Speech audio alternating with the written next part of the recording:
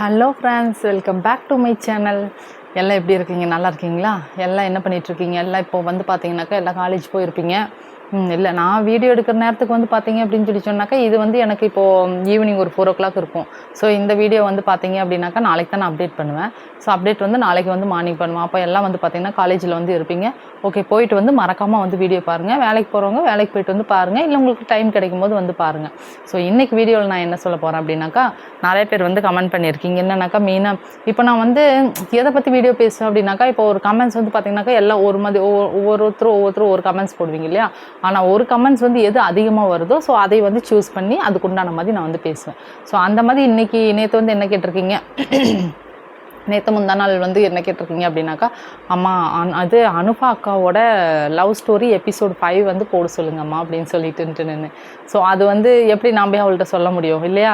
இருந்தாலும் நான் அவள்கிட்ட வந்து ஒரு விளையாட்டுக்காக வந்து கேட்டேன், ஏன் பாப்பா உன்னோட சேனலில் உன்னோட சப்ஸ்கிரைபர்ஸ் எல்லாம் வந்து பார்த்தீங்கன்னா எதோ எபிசோட் 5 சொல்லி சொல்கிறாங்க, அதை வந்து போட்டு விட வேண்டியது தானே? ஏன்னா எத்தனை நாளாக பிள்ளைங்க கேட்டுட்ருக்காங்க, உன்னோட சேனல்லையும் வந்து கேட்டிருக்காங்க, எங்கிட்டையும் வந்து பார்த்தீங்கன்னாக்கா கமெண்ட்ஸ் பண்ணியிருக்காங்க அப்படின்னு வந்து சொல்லும்போது, அம்மா இல்லைம்மா நான் வந்து நிறைய டைம் வந்து நான் சொல்லிட்டேன். அதுலேயும் வந்து பார்த்தீங்கன்னாக்கா எபிசோட் 4 வந்து பார்த்தீங்கன்னாக்கா அந்த 4 எபிசோடுங்கும்போது எங்களுக்கு வந்து எல்லாமே முடிஞ்சிச்சு. அதுக்கப்புறம் மேரேஜ் அவ்வளோதான். அதுக்கப்புறம் வந்து பார்த்தீங்கன்னாக்கா அந்த எண்டில், அதாவது எபிசோட் 4 வந்து பார்த்தீங்க அப்படின்னு சொல்லி சொன்னாக்கா அவ்வளோதான், இவ்வளோ தான் நாங்கள் வந்து மீட் பண்ணோம், கொண்டா எல்லாம் இது பண்ணால் அப்புறம் பேரண்ட்ஸ் வச்சு எல்லாம் வந்து பேசியாச்சு. அதுக்கப்புறம் என்ன, அதுக்கப்புறம் கல்யாணம் தான் அப்படின்றது வந்து டீட்டெயிலாகவே நான் வந்து எபிசோட் 4 லாஸ்ட்டில் வந்து போட்டிருக்கேன். அவங்க வந்து அதை ஸ்கிப் பண்ணியிருப்பாங்க போல இருக்குது, அவங்கள வந்து அதை பார்க்க சொல்லுமா. அதுக்கப்புறம் வந்து 5ல் ஒன்றும் இல்லை, எல்லாமே வந்து அது இந்த 4ஓட முடிஞ்சிச்சு எல்லாம் கல்யாணம். அதுக்கப்புறம் என்ன நடந்தது என்ன ஏதுன்னு அது அப்பப்போ வந்து ஷார்ட்ஸாகவும் வீடியோவாகவும் நான் அப்டேட் பண்ணிட்டு தான் இருக்கேன். அவங்க பார்க்காம இருப்பாங்க. அதனால் போயிட்டு எபிசோட் 4 வந்து மறுபடியும் ரிவைண்ட் பண்ணி பார்க்க சொல்லு அப்படின்னா, மறுபடியும் வந்து போடுறதுக்கு வந்து இல்லாமல் இல்லைப்பா. என்னன்னு சொல்லி கேட்டிங்கன்னா ஒரே ஒரு ரீசன் தான். அவன் வந்து பார்த்திங்கனாக்கா இந்த வீடியோ வந்து போட ஆரம்பிச்சிருந்து வந்து பார்த்திங்கன்னா இந்நேரம் டைமிங் அப்படின்னு சொல்லி அவளுக்கு சுத்தமாகவே கிடையாது. ஏன்னாக்கா நம்ம வீடியோ எடுக்கிறத விட வந்து பார்த்திங்கனாக்கா அதுக்கு வந்து எடிட்டிங்னு ஒன்று இருக்குது இல்லையா? அதுக்கு தான் வந்து பார்த்திங்கன்னா அதிக நேரமாகும். வீடியோ எடுக்கிறது வந்து ஒரு 10 நிமிஷம் தான் வச்சுக்கோங்களேன். ஆனால் அந்த எடிட்டிங்னு சொல்லி இருக்கு பாரு, அந்த எடிட்டிங்க்கு தான் வந்து பார்த்திங்கனாக்கா ரொம்ப நேரம் வந்து ஆகும். அப்போ அந்த எடிட்டிங்கெல்லாம் முடிச்சுட்டு இவங்க வந்து மார்னிங் இல்லைனா ஆஃப்டர்நூன் வந்து வீடியோ எடுப்பாங்க. அதுக்கப்புறம் அந்த வீடியோ வந்து இந்த எடிட் பண்ணி அந்த தம்ப்லைன் கொடுக்குறது அது இது எல்லாம் வந்து பண்ணி கொண்டு இது பண்ணும்போது வந்து பார்த்திங்கனாக்கா ரொம்ப லேட் ஆகிடும். ஸோ நைட் அவங்க தூங்குற நேரமே, அதாவது குழந்தை பிறக்கிறதுக்கு முன்னாடியே அவங்க தூங்குற நேரம்னு சொல்லி பார்க்கும்பொழுது நைட் வந்து 2 மணி 3 மணி ஆகும். இப்போ குழந்தையும் இருக்கிறனால வந்து பார்த்திங்கன்னா அவளுக்கு யாராவது கால் பண்ணால் கூட ஃபோன் கூட எடுக்கிறதுக்கு அவளுக்கு நேரம் இல்லை. ஏன்னாக்கா அந்தளவுக்கு வீடியோஸும் பண்ணணும், அதுக்கப்புறம் எடிட்டிங்கும் பண்ணணும், ப்ரமோஷன்ஸும் போகணும், அதுக்கப்புறம் வந்து பார்த்திங்கன்னா குழந்தைய பார்த்துக்கணும், இதில் சுத்தமாக தூக்கமும் இல்லை. ஸோ அதனால தான் அவளுக்கு வந்து பார்த்திங்கன்னா எந்த ஒரு வீடியோலையும் வந்து சிம்பிளாக சொல்லி சிம்பிளாக பேசி முடிச்சிருவா. ஏன்னாக்கா எல்லாம் வெயிட் பண்ணிகிட்டு இருப்பாங்கள்ல, அதனால தான்.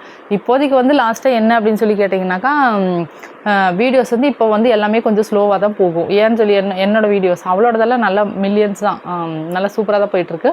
என்னோடது வந்து ஏன் கொஞ்சம் ஸ்லோவாகுதுன்னு சொல்லி சொன்னீங்கன்னாக்கா, எல்லா பபுளோட ஃபேஸ் கேட்டுட்ருக்கீங்க இல்லையா? அதனால் பபுளுக்கு உண்டான எல்லா வீடியோஸும் நான் வந்து அப்பப்போ அப்டேட் பண்ணி எல்லாம் எடுத்து வச்சாச்சு. ஆனால் வந்து பார்த்திங்கனாக்கா ரம்ஜான் அன்னைக்கு நான் ஆல்ரெடி ஒரு வீடியோவில் எல்லாத்துக்கும் சொல்லியிருப்பேன். ரம்ஜான் அன்னைக்கு பபுளோட ஃபேஸ் வந்து காட்டிட்டு ஃபேஸ் ரிவ்யூ வந்து பண்ணதுக்கப்புறம் பார்த்தீங்கன்னாக்கா டெய்லி உங்களுக்கு பிடிச்ச மாதிரி நீங்கள் வந்து பபுள் எப்படி இருக்கணும், என்னவாக இருக்கணும், எப்படி வரணும் கொள்ளணும்னு சொல்லி எல்லாம் வந்து எங்கிட்ட கொஸ்டின் பண்ணிகிட்டே இருந்தீங்களே, அதுக்கு மட்டும் தான் நான் ரிப்ளை பண்ணியிருக்க மாட்டேன். ஆனால் ஒன்றுக்கு வந்து ரிப்ளை பண்ணிட்டேன். எப்படின்னா ரம்ஜான் அன்னைக்கு கண்டிப்பாக நான் வந்து போஸ்ட் போடுவேன்னு சொல்லிட்டு ஸோ ரம்ஜான் அன்னைக்கு கண்டிப்பாக பபுளோட முகம் யார் போடுறாங்களோ இல்லையோ நான் வந்து கண்டிப்பாக உங்களுக்காக வந்து போவேன். ஸோ ரம்ஜான் அன்னைக்கு எல்லாம் எதிர்பார்த்துட்டே இருங்க.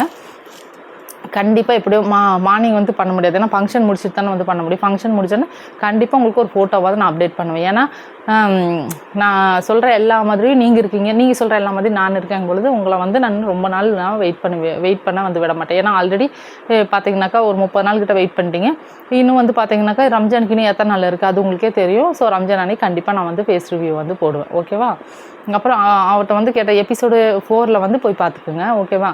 அதுக்கப்புறம் வந்து என்ன கேட்டிருந்தீங்க, அப்பாவை பற்றி அப்பாவோட ஒரே ஒரு ஷார்ட்ஸ் மட்டும் போடுங்க, இல்லைனா அப்பாவோட ஒரே ஒரு வீடியோ மட்டும் போடுங்கன்னு சொல்லி சொன்னீங்க.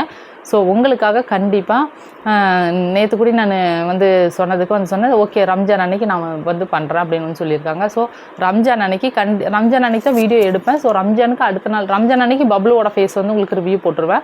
ஸோ ரம்ஜான் அன்னைக்கு அடுத்த நாள் வந்து பார்த்திங்கன்னா சும்மா அப்பான்னு சொல்கிறது எங்கள் வீட்டுக்கார வச்சு கண்டிப்பாக ஒன்றா ஒரு ஷார்ட்ஸ் இல்லைனா ஒரு வீடியோ வந்து கண்டிப்பாக உங்களுக்காக நான் அப்டேட் பண்ணுறேன். ஆனால் அவங்க சொல்லிட்டு இருக்காங்க சோசியல் சோஷியல் மீடியா இன்ட்ரெஸ்ட் இல்லைன்னு சொல்லிட்டு, இருந்தாலும் நான் கேட்டேன் எனக்காக வந்து என்ன வேணாலும் பண்ணுவான். ஸோ உங்களுக்காக வந்து பார்த்திங்கனாக்கா கண்டிப்பாக நான் வந்து ஒரு லாங் வீடியோவை எடுத்து, நான் லாங் வீடியோ எடுக்கும்போதே தெரியும் அவரோட கேரக்டர் பேசுகிறதெல்லாம் எப்படி பேசுகிறான் என்ன ஏதுன்னு உங்களுக்கு நல்லாவே தெரியும். அதனால் கண்டிப்பாக உங்களுக்கு வந்து ஒரு லாங் வீடியோ அப்டேட் பண்ணுறேன்.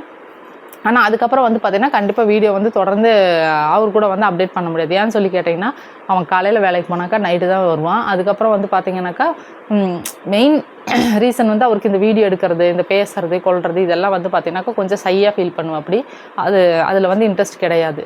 ஸோ நான் வந்து கொஞ்சம் இது பண்ணி கேட்டங்காட்டிக்கு வந்து சரி ஓகே நான் ஒரு வீடியோக்கு வரேன் அப்படின்னு வந்து சொல்லியிருக்காங்க. ஸோ கண்டிப்பாக வந்து பார்த்திங்கனாக்கா ரம்ஜான் முடிஞ்சு அடுத்த நாளே கண்டிப்பாக அந்த வீடியோ வந்து போடுறேன். மற்றபடி பபுள்கெல்லாம் வந்து பார்த்திங்கன்னா ஃபோட்டோ ஷூட்டெல்லாம் சூப்பராக செம்மையாக எடுத்து வச்சுருக்காங்க. எல்லா ஃபோட்டோஸும் எடுத்து வச்சுருக்கேன். உங்களுக்காக ஒரு ஃபோட்டோ கூட மிஸ் பண்ணாமல் எல்லா ஃபோட்டோவும் எடுத்து வச்சுருக்கேன். எல்லா ஃபோட்டோவும் வந்து பார்த்திங்கனாக்கா அடுத்த வாரமெல்லாம் நம்ம சேனல் வந்து ரொம்ப ஹையாக வந்து போக போகுது. ஸோ அது எல்லாத்துக்கும் காரணம் வந்து நீங்கள் தான். உங்களை என்றைக்குமே நான் மறக்க மாட்டேன். ஓகேவா?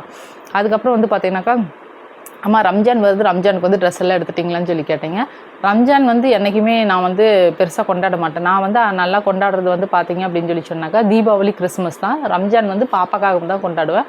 ஸோ இந்த டைம் ரம்ஜான் வந்து பார்த்திங்கனாக்கா பபுளுக்கு பேர் வைக்கிறனால இந்த டைம் ரம்ஜான் வந்து நான் வந்து சூப்பராக கொண்டாடலாம் அப்படின்ற மாதிரி ஒரு முடிவு பண்ணியிருக்கேன். ஸோ எல்லாம் எதிர்பார்த்துட்டே இருங்க. ரம்ஜான் ஸ்பெஷல் வந்து உங்களுக்கு சீக்கிரமாக விரைவாக நான் வந்து போடுவேன். அதுக்கப்புறம் வந்து பார்த்திங்கனாக்கா என்ன கேட்டிருந்தீங்கன்னாக்கா, சின்ன பாப்பா உங்கள் 2வது பொண்ணை வந்து வீடியோவில் காட்டுங்கன்னு சொல்லி கேட்டிருக்கீங்க. ஆல்ரெடி நான் சொல்லிட்டேன். இருந்தாலும் மறுபடியும் சொல்கிறேன், 2வது பொண்ணு வீடியோக்கு வரமாட்டா. ஏன்னு சொன்னாக்கா அவளோட காலேஜ் ஃப்ரெண்ட்ஸ் எல்லாம் அவளை வந்து கிண்டல் பண்ணுவாங்களாமா, அதனால் வரமாட்டேன்னு அவள் சொல்லிட்டு ஆல்ரெடி நான் போய் கேட்டு பார்த்துட்டேன். பாப்பா உன்னை வீடியோ கூப்பிட்றாங்க பாப்பா அப்படின்னு சொல்லிட்டு, நான் எல்லாம் வீடியோக்கு வரமாட்டேன், என் ஃப்ரெண்ட்ஸ் எல்லாம் என்னை வந்து கிண்டல் பண்ணுவாங்க அப்படின்னு வந்து சொல்லிட்டேன். ஓகேவா?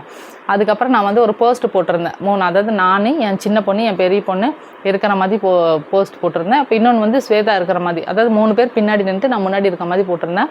அப்போ வந்து கேட்டிருந்தீங்க, அம்மா உங்களுக்கு 3 பொண்ணா 2 பொண்ணை பற்றி தான் சொன்னீங்க, ஒரு பொண்ணை பற்றி சொல்லலை அப்படின்னு சொல்லிட்டுன்ட்டுன்னு ஒரு வீடியோவில் ஒரு 2-3 வீடியோலேயே நான் சொல்லிட்டேன். என்னன்னு சொல்லிட்டுன்ட்டுன்னு ஸ்வேதா உங்கள் பொண்ணான்னு கேட்டீங்க. பெத்தா தான் பொண்ணு கிடையாது, அக்கா பொண்ணு என் பொண்ணு மாதிரி தான் ஆல்ரெடி நான் சொல்லியிருக்கேன். ஸோ ஸ்வேதா வந்து பார்த்தீங்க, இது அனுபாவும் வாசுகி தான் என்னோட பொண்ணு. ஸ்வேதா வந்து பார்த்திங்கனாக்கா என்னோட கூட பிறந்த அக்கா பொண்ணு. எனக்கு மேலே ஒரு அக்கா இருக்காங்க இல்லையா, அந்த அக்காவோட பொண்ணு தான் பார்த்திங்கனாக்கா ஸ்வேதா. எனக்கு மேலேன்னு சொல்லி பார்த்தீங்கன்னாக்கா எனக்கு அப்புறம் கேட்டிருந்தீங்க, அம்மா உங்களுக்கு வந்து 6 பொம்பளை பிள்ளைங்க, ஒரு பையன் சொல்லிங்க, நீங்கள் எத்தனாவது அப்படின்னு சொல்லியிருந்தீங்க. ஃபஸ்ட்டு ஒரு அக்கா இருக்காங்க, 2வது ஒரு அக்கா இருக்காங்க, 3வது ஒரு அண்ணா இருக்காங்க, 4வது ஒரு அக்கா இருக்காங்க. அந்த அக்கா தான் ஸ்வேதாவோட அம்மா. 5வது வந்து நான், எனக்கு கீழே ஒரு தங்கச்சி இருக்காங்க, அதுக்கும் கீழே இன்னொரு தங்கச்சி இருக்காங்க. ஸோ எல்லாத்துக்கும் மேரேஜ் ஆகிடுச்சு.